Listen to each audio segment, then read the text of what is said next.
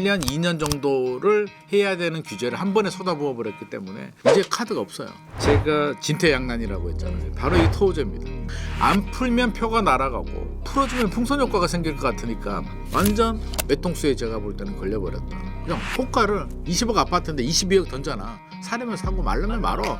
근데 22억에 사더라는 거예요. 하락 요인을 찾기는 현실적으로 좀 굉장히 어렵겠다는 말씀 드리고 싶습니다.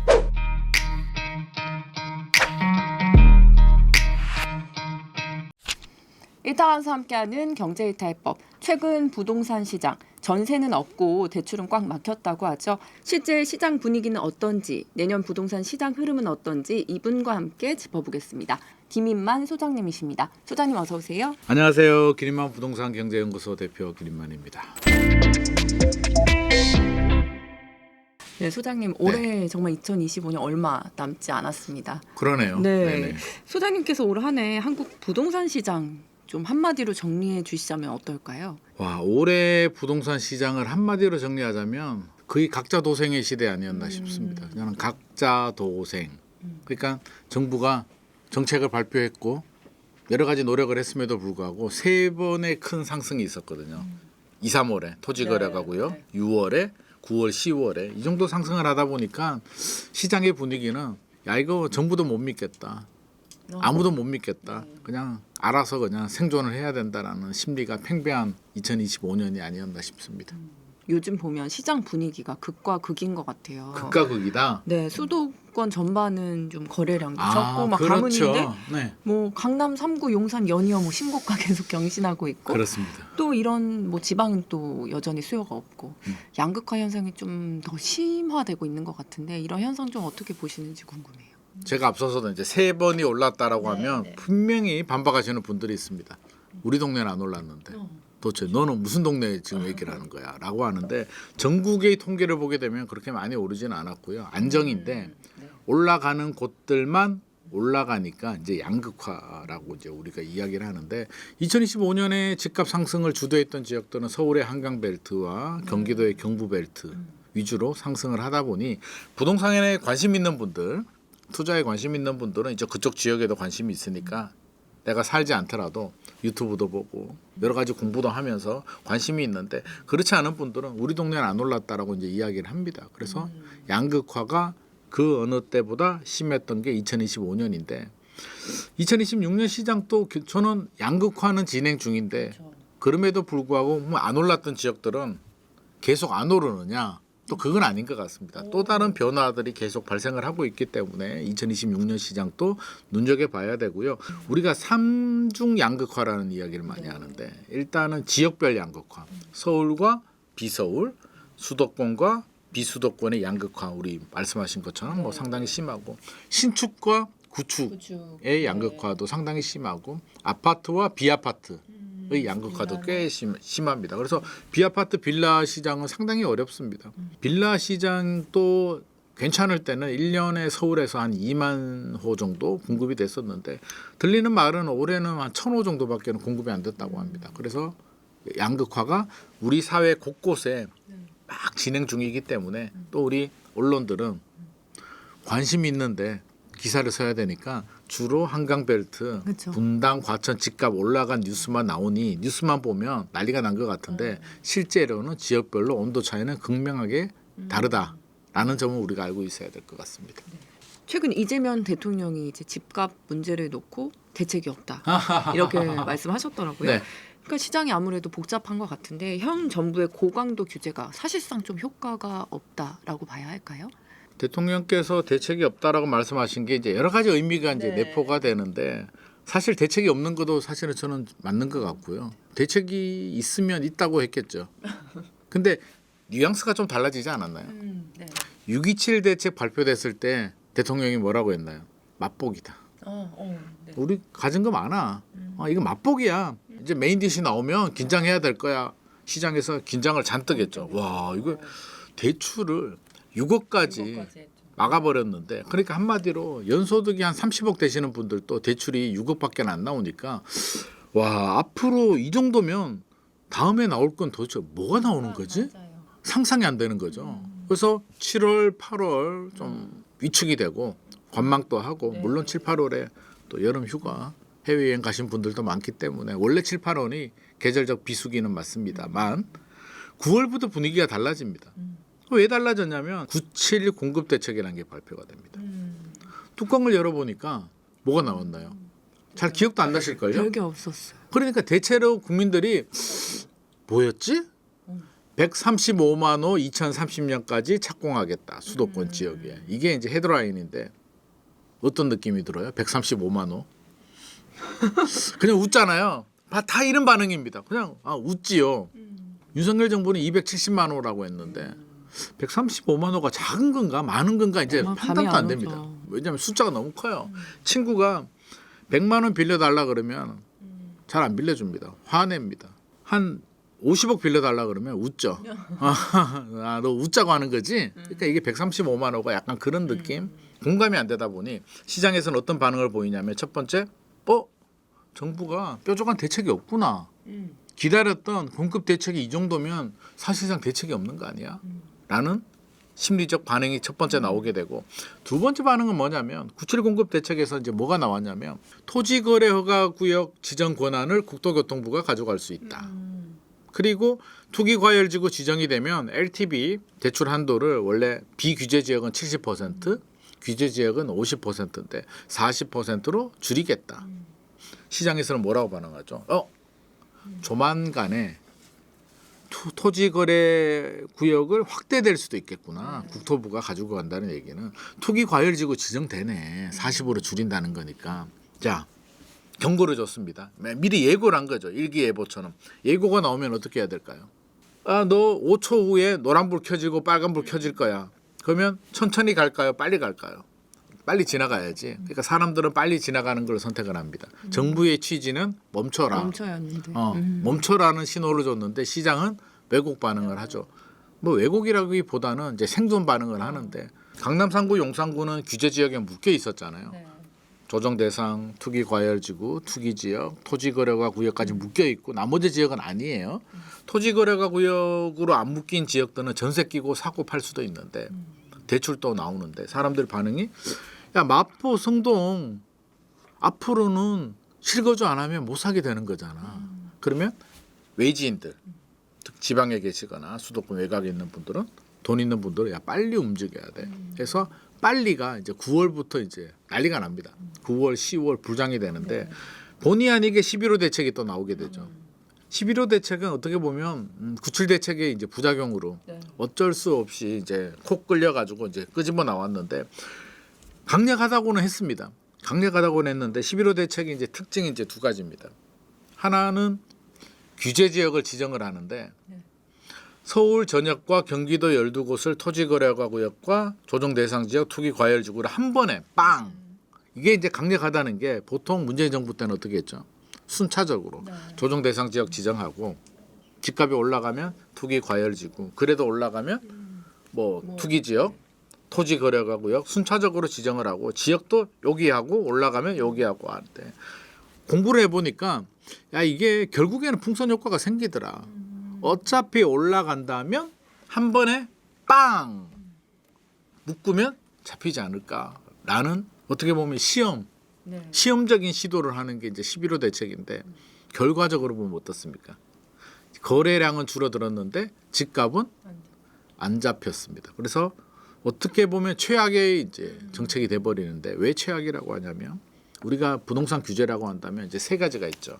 하나는 세금 규제, 두 번째는 금융 규제, 대출 규제, 세 번째가 이제 지역 규제가 있는데 세금 규제는 일단 안 나왔어요. 일단 세금 규제를 콕 찍어서 세금만 올리는 건 뺐습니다. 대통령께서도 그때 취임 전에 안 한다라고 했고 뭐 이유는 여러 가지가 있습니다. 뒤에 제가 좀 설명을 드리겠고 일단 뺐습니다. 세금 규제는 지금 할 수 없는 하고 싶어도 못하는 규제입니다. 그 속내막이 있는데 빼고 그럼 남은 게 대출 규제하고 지역 규제인데 대출 규제는 6.27 대책 때 나왔고요. 11호 대책 때도 이제 좀 더 줄였죠. 25억 넘어가게 되면 2억, 15억에서 25억 구간은 4억인데 사실 강남이 2억 대출 규제나 6억이나 40억 아파트를 사는데 2억 나오나 6억 나오나 어차피 돈 없으면 못 사는 거고요. 최근에 청담 르엘, 청담 3익 아파트가 45평이 90억에 거래가 됐잖아요. 대출이 2억이 나오면 88억을 88억 현금으로 있어야 밀어넣었다는 얘기인데 88억을 현금으로 밀어넣는 사람이 연끌을 했을까요? 아마도 제가 볼 때는 그 정도 능력이면 현금 한 300에서 500억 정도 맞아요. 있을 것 같은데 네. 그분이 대출 매덕 나오고 안 나오고 전혀 중요하지 않으니까 결국에는 정부는 나올 수 있는 카드를 세금 규제 빼고는 다 쏟아부었다. 어떻게 보면 1년, 2년 정도 조정, 네. 투기 과열, 투기 지역, 토지 거래 순차적으로 하면서 1년, 2년 정도를 해야 되는 규제를 한 번에 쏟아부어 버렸기 때문에 이제 카드가 없어요. 네, 남은 거. 난처합니다. 여기서 집값이 안정되면 괜찮은데 안정되지 않으면 이제 이미 카드 다 써버렸는데 남은 카드 어떡할 거야? 라는 문제에 지금 봉착을 하고 있으니 정부는 지금 굉장히 좀 불안한 상황이고요. 내년 6.3 지방선거까지 맞물려 가지고 제가 볼 때는 진퇴양난입니다. 김용범 정책실장이 이제 토어제 오래 끌지 않겠다고 시사했는데요. 네. 토어제 해제되면 뭐 내년 언제쯤 어느 지역부터 풀릴지 궁금하고 이게 또 토어제가 이렇게 되면 결국은 또 풍선 효과나 이런 부작용이 있을 것 같은데 어떻게 보시는지도 궁금합니다. 제가 진퇴양난이라고 했잖아요. 네. 바로 이 토호제입니다. 토호제가 그 진퇴양난의 지금 현 정부의 고민을 나타내는 건데 자 이게 토지 거래가 구역을 가지고 최근에 시그널이 좀 들려요. 서울시는 풀어라. 네. 국토교통부는 무슨 소리야. 찌라시도 한번 돌았거든요. 국토교통부가 바로 반박 자료를 냈잖아요. 아니야 사실과 달라 무슨 소리야 안 풀어 라고 딱 얘기를 했는데 김용범 대통령실 정책실장님이 야 이게 임시조치야 풀 수도 있어 공급대책 나오고 집값 안정이 확인되면 우리 풀 거야 라고 또 얘기를 합니다. 그러니까 시장에서는 야 이게 푼다는 거야 안 푼다는 거야 도대체 이게 뭐야 라고 반응이 나오는데 제가 이제 그 배경을 좀 설명을 드리면 이번 11호 대책에서 실수라면 실수한 게 노도강, 네. 금강구, 수원, 팔달구, 장안구 같은 일반적으로 오르지 않았던 지역을 규제를 합니다. 왜? 니들도 풍선 효과 생길 수 있으니까 그냥 같이 두들겨 맞아. 어차피 니들도 나중에 풍선 효과 생길 거니까 미리 규제를 할 거야. 정부의 마음인데 받아들이는 당사자들은 어떤 마음일까요? 학교 다닐 때 친구가 공부 안 하고 자율학습 땡땡이 치고 도망갔는데 다음 날 속으로 생각하죠. 아, 얘 진짜 야단 맞는다. 혼나겠다. 너 혼나겠다, 자식아. 너 그러게 나 가지 마라 그랬지 했는데 선생님이 부릅니다. 교무실로. 너도 와. 다 혼내. 왜? 저는 왜요? 너도 내일 도망갈 거니까 미리 맞아. 노동하기 지금 억울해. 그런 분위기잖아. 억울해. 우리 올라지도 않았는데 2년 동안 우리는 집값도 안 올랐고 한강벨트는 천정부지 올랐는데 이제 좀 거래가 되려고 하는데 우리를 묶어? 이러려고 우리가 널 지지해 준 거야? 이게 지지 기반이거든요. 지금 여당의 지지 기반이 노도강 금강구 지역인데 묶습니다. 반응이 안 좋습니다. 플랜카드도 붙어 있고 집회도 하고 6.3 지방선거가 이제 얼마 안 남았죠? 네. 그러면 이제 풀어야 되잖아요. 아무리 봐도 억울하거든. 풀어줘야 되는데 풀어주면 뭐가 생기죠? 지금 분위기상 풍선 효과가 생깁니다. 안 풀면 표가 날아가고 풀어주면 풍선 효과가 생길 것 같으니까 이거 어떻게 해야 되지? 가만히 있으면 지방선거에서 불리하고 뭐라도 액션을 해야 되는데 풍선 효과 생기면 또 민심이 안 좋아질 것 같고 이게 진퇴양난입니다. 그러면 김용범 정책실장님이 힌트를 준 게 이제 정부의 계획입니다. 일단 공급 대책을 한 번 더 내. 그리고 주택 시장이 안정되는 걸 확인하고 우리가 3단계로 풀 거야. 라고 하면 자 6.3 지방선거죠. 그러면 보세요. 대책 발표됐는데 풍선 효과 생길 수도 있고 안 생길 수도 있잖아요. 그렇죠. 생기면 어떻게 해야 돼요? 수습해야 되잖아. 그럼 수습하는 시간을 보게 되면 보통 2, 3개월 걸리거든요. 그러면 적어도 3개월 잡으면 2월, 3월에는 나와야 돼요. 풀어줘야 돼요. 그래야 집값이 올라가면 규제를 한 번 더 낼 수는 있으니까. 그러면 지금 12월인데 공급 대책을 12월 늦어도 1월에는 내고 바로도 풀 수는 없잖아요. 한 달 정도 안정을 확인해야 되니까 결국에는 데드라인은 2월에서 3월에 풀어야 돼요. 그러면 공급 대책이 12월이나 1월 정도 나와야 되고 한 달 정도 지켜봐야 되니까 지금 공급 대책을 서두릅니다. 추가 공급 대책을. 이거 나와야 돼. 나와서 안정을 확인해야 되는데 딜레마가 추가 공급 대책 나왔는데 별거 없네. 이거 뭐야? 라는 반응이 나와서 집값이 올라가게 되면 정부 계획은 차질 못 풉니다. 그러면 이제 지방선거에 상당히 불리한 구도가 되는 거고 안정이 돼. 풀어도 아마도 제가 볼 때는 한 70% 확률로 풍선 효과 생길 것 같습니다. 안 생기겠습니까? 지금 12월 거래량 줄어들었거든요. 11월, 12월. 왜 줄어들었겠습니까? 대출이 안 나옵니다. 총량 규제에 막혀서 은행에 가면 일단 대출이 안 나와요. 근데 2026년이 되면 총량은 풀리잖아요. 이번에 또 학습을 했잖아요. 시장은 뭘 학습했어요? 야, 2026년에도 총량 규제를 하면 은행이 한도가 줄어들면 LTV, DSR 뭐 또 6억 다 좋아. 다 만족하더라도 대출이 안 나올 수도 있구나. 야, 그러면 2026년에는 집 살 사람들은 빨리 상반기에 그것도 문 열리자마자 빨리 사자. 어차피 살 거 집값이 떨어질 거야? 안 떨어질 텐데. 떨어지기도 쉽지 않을 것 같아요. 그러니까 사람들이 산단 말이에요. 그러니까 이거는 풀든 안 풀든 제가 볼 때는 오르는데 풍선 효과 노도강 풀면 어떻게 돼요? 사람들이 자, 노도강이 왜 풍선 효과가 생기냐면 저평가예요. 2년 동안 안 올랐어요. 거의 다른 지역들은 올랐어요. 키 맞추기. 강남은 25억 가던 게 35억 가고 15억 가던 게 25억 가고 10억이 15억 20억 가는데 노도강이 그대로다. 영문이 이렇게 갈까요? 솔직히 지금 9억 이하에 전용 59 정도 25평 아파트를 서울에서 살만한 데가 거의 없거든요. 노도강, 금강구 뭐 이런 지역들이에요. 근데 풀렸다. 전세 끼고 살 수 있다. 투자 수요들 들어옵니다. 집값 올라갑니다. 그러니까 정부는 완전 외통수에 제가 볼 때는 걸려버렸다. 안 풀 수도 없고 풀 수도 없고 11회 대책 때 사실 안 했어야 돼요. 노도강은 안 했어야 되는데 이렇게 고민될 바에는 안 했는데 왜 했냐면 이렇게 될 줄 몰랐던 것 같습니다. 그냥 이렇게 전체를 묶으면 시장이 안정된다고 생각했는데 시장을 너무 좀 과소평가한 것이 아닌가. 우리 기자님이 집주인이면 지금 급매물로 팔까요? 안 팔까요? 왜 안 팔아요? 더 두는 게 더 이득일 것 같아요. 그렇죠. 자, 우리도 이렇게 생각하잖아요. 사람 마음은 똑같아요. 지금 부동산 시장이 거래량은 줄고 집값은 안 잡히잖아요. 왜 이럴까? 막 궁금해하시는 분들이 있는데 당연합니다. 왜 당연하냐면 자, 집이라는 건 나한테 소중하잖아요. 자산이고 이걸 잘 지켜야 내 노후도 어떻게든 안 되면 주택연금이라도 가입해야 되고 팔고 갈아타야 되고 결혼하고 자녀가 있는 분들은 내 금쪽 같은 자식 이 집이라도 하나 지켜야 애가 나중에 뭐 증여를 받든 결혼할 때 도와주든 뭐라도 할 거 아니에요. 그냥 내가 돈 벌어서 애를 서포트가 안 될 것 같거든. 이 소중한 집을 급매로 팔 때는 이유가 있어야 됩니다.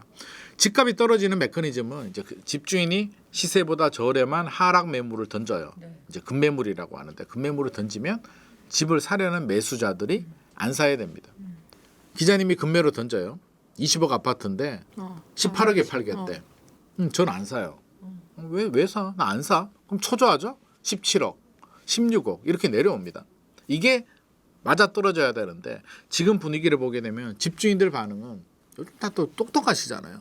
하락 요인과 상승 요인을 찾는데 만약에 우리가 타임머신을 타고 내년 2026년을 보고 왔어. 떨어지는 거 보고 온 거야. 6월에 서울 집값이 많이 떨어져. 팔겠어요? 안 팔겠어요? 그럼 일단 팔겠죠. 팔아야지. 왜? 6개월 후에 떨어지는 걸 보고 왔다니까? 그러면 5억이 떨어지는 걸 보고 왔어요. 그러면 나 같으면은 2억이라도 금매로 던져요. 1억이든 2억이든. 왜? 아니 3억이라도 지켜야 되니까. 근데 지금 타임머신은 없고 예측을 할 수가 있는데 예측이라고 하면 일단 2026년 입주 물량, 수요와 공급 측면에서 본다면 입주 물량 늘어날까요? 줄어들까요? 줄어요. 이거는 팩트예요. 변수가 아니라 거의 상수입니다. 입주 물량 늘어나지 않고 기준금리 내려갈까요? 올라갈까요? 물론 확률의 문제지만 기준금리 올라갈 확률보다는 내려갈 확률이 높겠죠. 아니면 동결. 기본 동결이거나 반반 나왔습니다. 금통위 때 보게 되면. 인하 가능성은 높죠.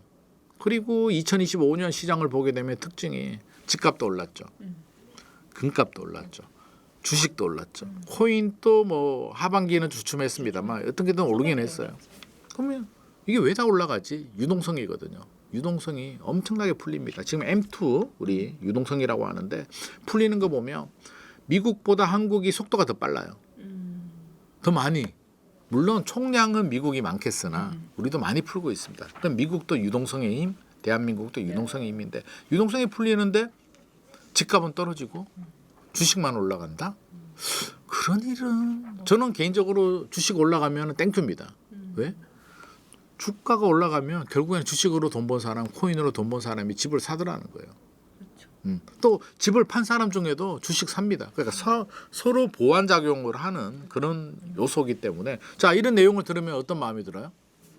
야, 집값 쉽게 안 떨어지겠다. 야 이거는 쉽지 않아. 제가 이제 집을 사려는 매수자라면 조금이라도 사야 될 것 같은데. 저렴한 거 나오면 야, 사야지. 이거는 시간이 내 편이 아니야. 올라갈 것 같아. 대출은 나올 때 받아야 될 것 같아. 지금 사야 될 것 지금 같아. 대출이 제일 좋아. 왜? 대출 규제는 앞으로도 계속 심해질 거니까 불안하죠. 삽니다. 그러니까 집값이 안 떨어지는 거예요. 집값이 떨어지려면 금매로 던지고 안 사야 되는데 지금 분위기는 금매가 아니라 시세보다 높게 지금 나오는 매물들은 상승 매물이에요. 그냥 호가를 20억 아파트인데 22억 던져놔. 사려면 사고 말려면 말아. 근데 22억에 사더라는 거예요. 그러니까 신고가가 나와요. 그러니까 이런 분위기에 쉽게 지금 집값이 잡히겠느냐. 결국에는 심리적으로 봐도 팩트를 봐도 하락 요인을 찾기는 현실적으로 좀 굉장히 어렵겠다는 말씀 드리고 싶습니다. 2026년에 그럼 좀 시장을 흔들 핵심 변수는 어떤 것들이 있다고 생각하세요? 뭐 변수는 여러 가지가 있죠. 부동산 정책도 봐야 되고 세금 규제가 언제 나오는지도 봐야 되고 뭐 금리도 언제 올라가는지도 봐야 되는데 저는 제일 중요한 거는 금리라고 봅니다. 기준금리가 올라가느냐 내려가는 거는 중요하지 않아요. 동결도 중요하지 않아요. 기조가 바뀌는지가 중요해요. 기조. 우리 2022년 기조가 바뀌었잖아요. 미국이 물가 잡으려고 기준금리를 미친 듯이 올리니까 시장에서 반응이 어떻게 나왔나요? 집값 하락, 주식도 떨어지죠. 제로금리에서 5.5%까지 올라갔는데 사람들의 반응은 야 이러다가 10% 가는 거 아니야? 도대체 세상이 어떻게 되지? 미쳤나? 망하는 건가? 이런 분위기였어요. 그러다 보니까 야 이러다가 집값 떨어지겠다. 빨리 팔아야 되겠다라는 불안 심리가 작동이 되면서 못 견디는 분들이 금매로 팝니다. 그때 기준금리도 많이 올랐어요. 그러다 보니까 대출 이자는 계속 2배 정도 부담이 늘어났죠. 집값은 호가는 떨어지죠. 미쳐버리죠. 금매로 던지고 이제 이런 현상이 발생하는데 결국에는 이런 일이 발생하면 집값 떨어질 수 있다는 거예요. 그러면 저는 미국을 봅니다. 미국이 지금 유동성을 많이 풀고 있단 말이에요. 2026년에 더 풀 거거든요. 유동성을 푼다? 필연적으로 물가가 올라갑니다. 그러면 2026년은 아니더라도 2027년이나 2028년 정도에는 미국이 기준금리를 올릴 가능성이 저는 있다고 봐요. 그러면 어느 정도 속도로 올리느냐를 봐야 되지나 만약에 기준금리가 왕창 올라간다? 불확실성이 커진다? 그러면 주식도 떨어지고 집값도 떨어지죠. 그래서 그런 구간에 걸릴 수도 있기 때문에 항상 저는 기준금리 추이를 항상 지켜봐야 되고 집값이 떨어지는 요인은 바로 이런 거예요. 2005년부터 2025년을 보게 되면 하락 구간이 3번이 나오죠. 2008년도 글로벌 금융위기, 두 번째는 2011년, 13년도에 박근혜 정부 때 2차 하락, 최근에 2022년, 2023년에 미국의 기준금리 인상. 정책으로 집값이 떨어진 적은 없었어요. 그건 뭐로? 다 대외적인 변수로. 결과적으로 미국 97년도는 IMF 외환위기, 우리의 외환위기. 그러니까 어떤 경제 위기나 대외적인 상황으로 충격파가 빵 오게 되면 시장은 충격을 먹고 불안 심리가 커지게 되면서 금매로 던진다는 거예요. 집을 사려는 분들은 안 산다는 거예요. 그 구간에서 집값과 주식이 떨어진다는 거예요. 그럼 2026년에도 그런 구간이 나오면 집값 떨어집니다. 그런데 2026년에 그런 불확실성이 터질 확률 몇 퍼센트? 크진 않을 것 같아요. 제로는 아니겠으나 저는 항상 51%가 중요하거든요. 51% 이상이라고 생각을 해? 그러면 아무것도 하지 마. 근데 51% 이하, 한마디로 50% 이하야? 그러면 반도 안 되는 확률에 우리가 베팅할 수는 없으니까 결국에는 리스크 관리는 하되 내 집만을 할 사람들은 해야죠. 그래서 확률이 몇 퍼센트 되느냐를 가지고 우리가 판단 기준으로 좀 삼으면 좋을 것 같습니다.